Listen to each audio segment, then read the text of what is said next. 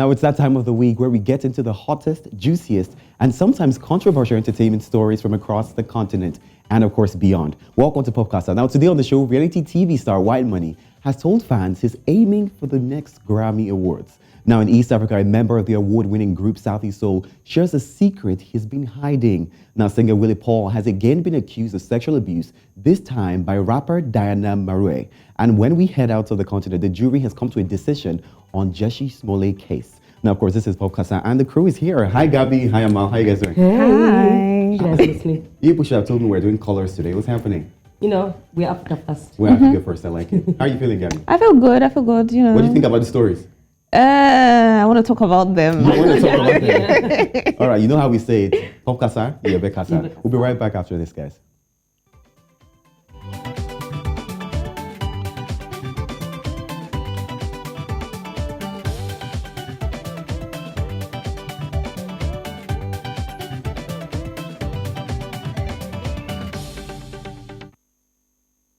Now, of course, we'll start in Nigeria like we always do. The winner of the last Big Brother Naija, White Money, has revealed that he has plans to go after a Grammy and other big music awards next year. Now, this comes after the release of his latest single, Selense, which dropped with the visuals on YouTube a few days ago. Now, the reality star, who was known in the house for his personable character and, of course, his cooking skills, had dropped 10 tracks before entering the BBN house. Now, he said, and I quote, "I only use my win as a platform to showcase it. You don't have to have a sleek voice like Westlife to go into music. Just be on key and pass the message." Now, there have been mixed reactions to his latest release. We do have a short clip of it. Let's watch this right before we get into it. You looking, you don't know what to do. The children, they might crying. They're crying because they got no food. Oh. Mama around the hustling, hustling to put food on the table. This is what I'm telling you. With God, everything is. Now, of course, that was White Money's latest song, Selense. Now, Lupita Nyong'o told us that dreams are valid, so there's no right or wrong way to dream. Now, having listened to his latest track, what do you think, guys? I mean, I was already dancing to the song. What do you guys think? Well, I mean, I think the song is quite danceable. I think I like, you know, the vibe of the song. And it's not because you're Igbo, right? No, it's not. Okay. Nah. I mean, dreams are valid. Dreams are valid, that's right. They really are, and wow. Wow. What does that even mean? Do you like this Where song are or you not? going with this? I Do you don't know. understand? Like, what is this? I like the passion that drives towards the song. I think. Well, I think it's a great song. You know, Thank you very much. I think, you know, obviously, I don't know how many songs White Money has done before. He said this 10. one. 10 Oh, before, 10 before he went to Big Brother. Before he went to Big Brother house. Well, I mean, you know, it doesn't take one day to get, you know, to win the Grammys. Status. Yeah, you have to start somewhere. Okay. So, I mean, I like the passion for the project. Now, he did say that he used BBN as a platform to showcase his musical talent. Now, of course, we hear a lot about, this is not the first time we're seeing a Big Brother Nigeria winner particularly come out and say, you know what, they want to pursue music and this is the path they want to take. Now, again, right? Amal said something, he said she likes the passion. Is that all? Do you think there's a future, there's a hope in his dream? Like you said, I think before him, the last person that I know that was very, you know, particular about music was Efe. And I remember that. He came out and he had so much fire, but the thing with music is it's not as rewarding immediately. So we tend to see people, mostly his fans tend to see their fave come out with songs and they're ready to, you know, to fave their fave, and then the person quits after some time, which kind of happened with Efe, and I'm hoping it doesn't happen with him. So we get hyped up about songs like, you know, this, and we're hoping, like you said, for the future, only for them to drop out when it's not rewarding to work, you know, as they thought. But my point, you know, with all this is, I feel at the end of the day, you can't do whatever you want to do. I don't care if White Money wakes up tomorrow morning and says, you know what, I'm actually becoming the chef. Do you understand? I feel like life is free. We don't get to decide what people do with their lives. Like, he can this music may not work out, and nobody's going to be able to say it didn't work out for you. Like you do your own stuff, let someone else do. Allow someone dream. Let him do what he wants to do. If he wakes up tomorrow and he says, "Now cooking," let's let him. You know what's beautiful about this? The fact that because of how much back and forth social media has, put about this music. Yeah. At last time I checked, like maybe 18 hours ago, it was over 500,000 views on YouTube. Now that's a good number for the 5 days. Yeah, he has the crowd, he has the fans, so they can try. But that's what I'm saying. He should not let the hype, make him die down, because music is not a very rewarding business immediately. It doesn't really reward for immediately. Now, if those 500 people are excited to see White Money as a musician, and he wakes up tomorrow and says, "I want to be a chef, no longer music," you're letting 500,000 people down in a way. And now they have to get used to a new version of you. I think people should always, be open-minded towards what people choose to do, because there's no hard and fast rule to how to live life. If you're someone, you're someone with many, talents and capabilities, it's normal to explore them all. Yeah, that's right. All right, I want to ask, what does this say about the show itself? Because people just say, it's a platform for them. It's a platform for them. Is this how we're going to keep getting about the show? Big Brother itself. I thought it was just a platform. It's a platform, actually. I mean, it's entertainment for us, but it's a platform for them. Platform. So, Amal, does this mean that you're going to putting more hustle and push into the music scene? I mean, we do know that you exactly. sing. I mean, we do know that you actually sing. You thought I was going to call you out? Yeah, just wait for me. My like music video is coming out. Stop it. Like I always say, I don't think you have to do one thing. Yeah, that's why we have Jacks of all trades and Jacquelines of all trades, whatever that is. But we'll go on a quick break now. When we come back, Aman's going to take us African, and then are we sharing this actually? Are you doing African? I'm doing African.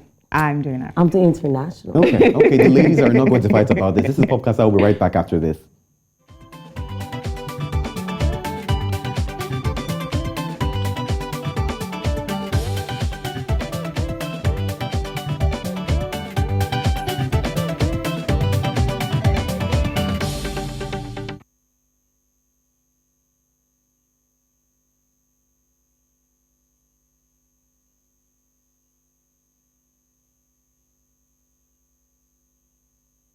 I can't hear anything.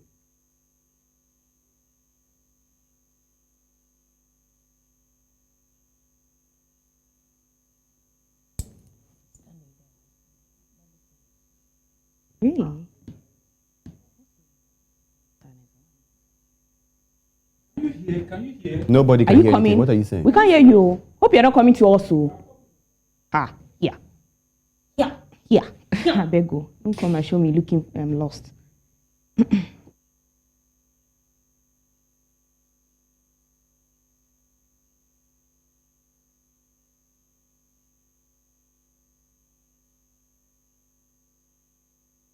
Hear you now? Yeah. We can hear it now.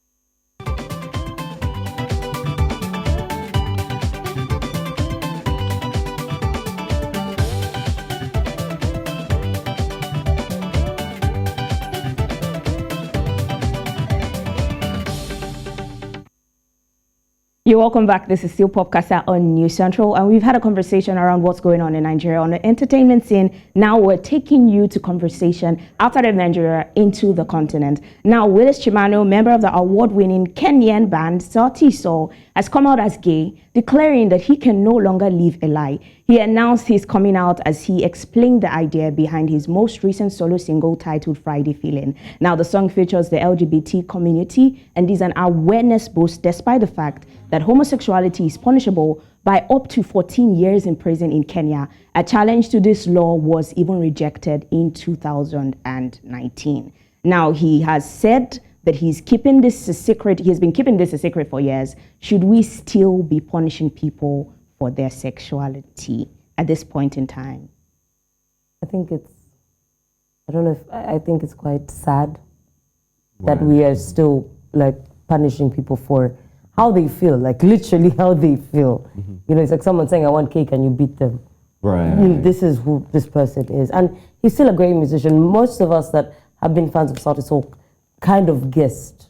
Already, you know, right? Yeah, about it, but it's none of our business. But now that he has come out, I don't think we should be punishing anybody. And I think it's a very pathetic rule. It's a very pathetic law that needs to be changed in Africa mostly.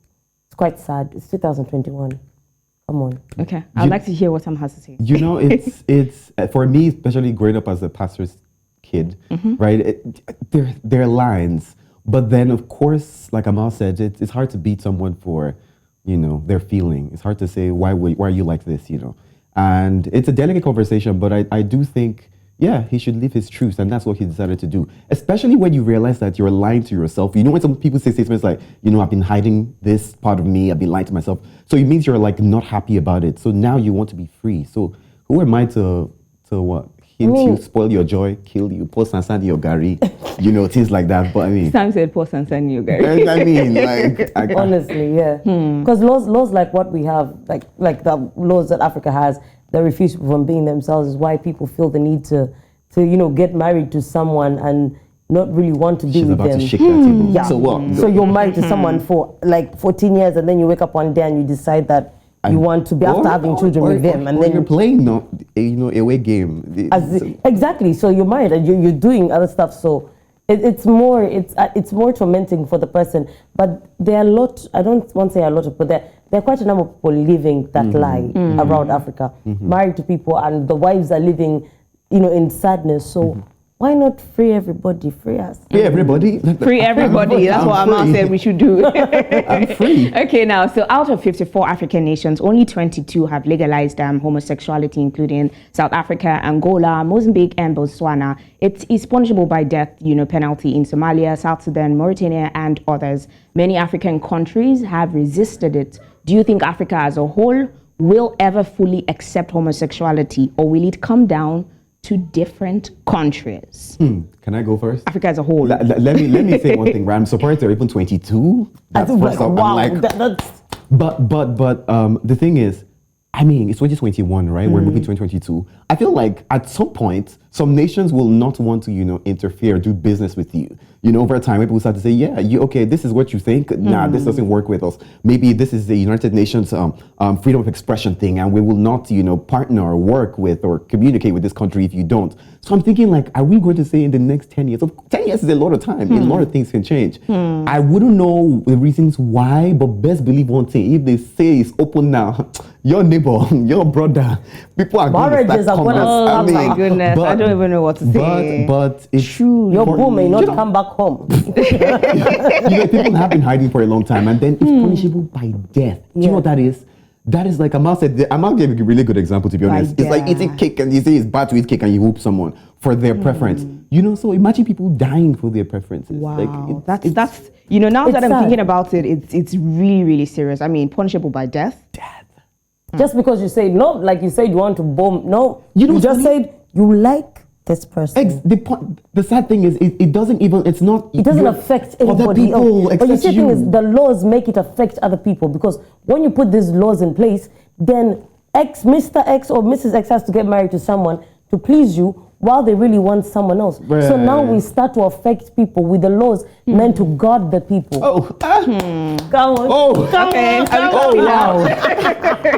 Vote for me. I mean, but trying. really, honestly, you guys, I feel like, you know, whatever the case is, with time, we'll probably keep seeing, you know, some of these laws, you know, change over time. But I think it's, you know, death penalty is, you know, extreme, Yeah. to be honest, you know.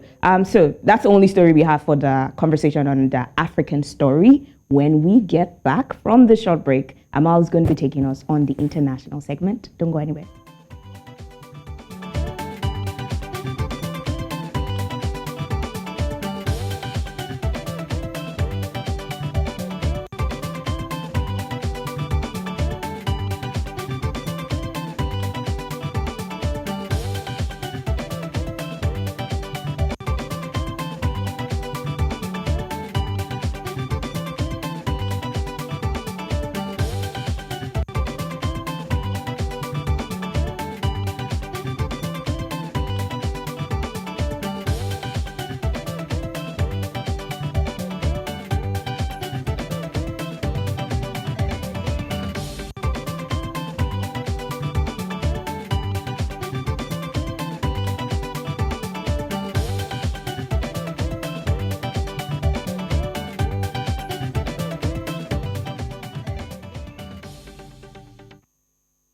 Welcome back to Popcast. And now for the international bit of it, actor Justice Smollett has been found guilty on 5 of 6 felony counts of disorderly conduct for making a false report to Chicago police that he was a victim of a hate crime in January 2019.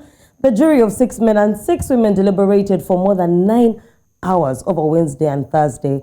Now, a disorderly conduct charge for a false crime report is a class 4 felony and is punishable by up to 3 years in prison and a $25,000 fine. The actor who broke out through his role as Jamal Lion in Empire is waiting. He's waiting for his sentencing, basically. Now, the first thing I want to ask you guys is, it baffles me, honestly, as to why a promising actor, someone who had a very great future, could stage such a situation. Now, the brothers who testified against him said Smollett's plan was to get media attention. Do you guys actually think this was just about clout? Or do you think there was any little truth behind this? Honestly, I'm struggling to understand what this is. I'm not going to lie, because in my head, I'm like, did these brothers lie against him? Could it have been that they lied against him? But then again, I'm like, why, if it was true that he actually went the extent, to create all of this, why did he do that to himself? What is this all about? I really don't get it, honestly. I want to think that we're in a clout chasing generation a lot of times, and we've seen people do ridiculous things or, play the guilt card or the innocent card at some point or the other. But I mean, this is Jesse Smollett. Like, this is, it's hard to take in, right? It's giving lying unprovoked. It was extreme because, like, from the things that were said to the racist comment, the homophobic comments that were made, look at his face. So it's hard to believe that someone would actually do this to himself. Like did he want a role? Is my question. Did he already had a role. What do you want? An increase on the Empire? Maybe he wanted more money. Because he did interviews for this. The lie was so, well, I don't know if it's a lie yet, but it was so planned out. Coming out from a bar, people, beat you up. You go and do interviews. Everyone feels sorry for you. Then boom, your village people come and reveal, It's just, I think it's village people, but okay. It's like Americana village people. But I think it's really funny, because in my head I'm like, I don't really know what's going on. Was he trying to promote a particular cause? Because I don't want to believe this is all clout, because we can see that it's obviously having a negative effect this time around. But it's not. It gained him more popularity, but not in a good way. So I don't want to believe this is clout. I think, personally, I think it's clout, because even when he was in the courtroom, one of the lawyers, the people that were, talking about his case, was mentioning the N-word a lot. And, he took that time and he stood up and he said, let's have respect for all the African-American people in the room. Don't say the N-word. And, that got a lot of press for him, but sadly didn't change the verdict. So yeah, right. Wow. We all thought that would help him change the verdict, maybe. Make people feel sorry. It's just sad. Of course, I think after that point in time, because everyone came out to support him. Everyone was like, this cannot be, a lot of Americans were like for him. But the moment, after investigations, they were like, okay, there's no camera to prove this, and this. And for some reason, the brothers actually came out to say, that he paid them for it, even though he says he paid them for something else. Let's remember they were Nigerian brothers. It was Nigerian brothers. It's just sad, to be honest, because I'm wondering what's left of his career after this. Because the cancel culture is a thing, though. It really is. And, I just think Lucius must be very sad. Why? Lucius and Cookie must be very, very sad. Why? Well, now, there were those who said that his story was inconsistent from the beginning. If he's given the maximum sentence, do you think that there's a chance for him to still have a career? If he comes out of it, do you think he can come out and say, I've changed, I'm good? Would you hire him? I will hire him because he's a good actor and a great singer. But it's unfortunate that we need to give people more room. We need to be more forgiving and understand that people make mistakes. I'm pretty sure I've made mistakes that was planned. Mistakes can be planned. Do you know? A mistake can't be planned. A mistake is I trip. A mistake is not I come and say that some dandy beat me up when. Let's not talk about it. Yeah, that. But it's too planned. My part of the story is the fact that if perhaps it was a white person, we wouldn't be having. It might be a totally different case. I mean, if it was a white person, he wouldn't even be found guilty. Look at Kyle. But let's not talk about it. But anyway, good luck. I hope justice takes its course, with him. And Empire, does it still exist? Stop. Go. Move on. But we'll take a short break and we'll be back with The Itch.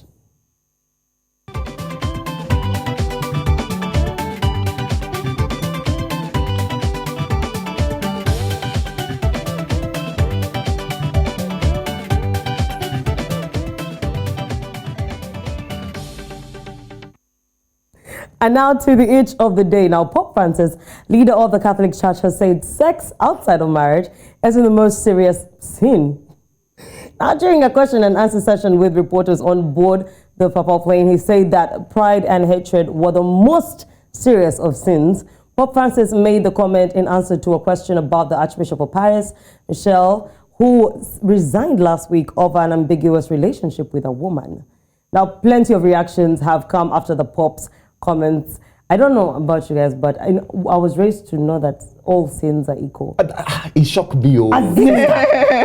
So you mean all this time? I think I kind of, see it a little bit differently. The point is, it's not that all sins are not, sins, right? And they're not equal. But it's like more people focus so much attention on, let me keep away from adultery and some, stuff like that, There's a much, more attention on that. And he's saying, this is really bad as well. Some of you are practicing, probably hatred and pride, but you're undermining it. I think that's what it's more like trying to create a balance, It's as bad as it is. He said hatred is the most, Someone asked me a question. Let's say if you're married to Sam Dandy, yeah? I don't like you. He cheats on you. I am the one that's bad. Would you take it like that? I think this is just a typical example of maybe an untimely or a wrong sermon. Because the sermon could have just easily been, don't be judgmental. God says don't judge. But then he decided to now play with our heads and now say, Okay, the problem most people are having, I guess, is the hierarchy. If I just don't like you, that's just up to me. But if you're a person, because I don't know, sex outside marriage can mean either someone cheating or premarital sex. Yeah. So which is saying is not serious. But me not liking you is a problem. Well, should we start naming the things that thou shalt not steal? There are many things we should all do, right? Thou shalt not serve that God. And most importantly, if you ask God for forgiveness, He'll forgive you. Amal, where is this going? I don't really know where this is going. Because all of those commandments, pretty sure somehow broken all of them. The Bible still just says that all have sinned. So I guess we should all. He who says is not without. He who says that he's not without sin. All have sinned. Yeah, that's true. So we thank that Pastor Amal. Come on. But as always, we always make sure to keep the conversation going wherever you are. Thank you so much for being a part of the show. From the crew, this is bye for now.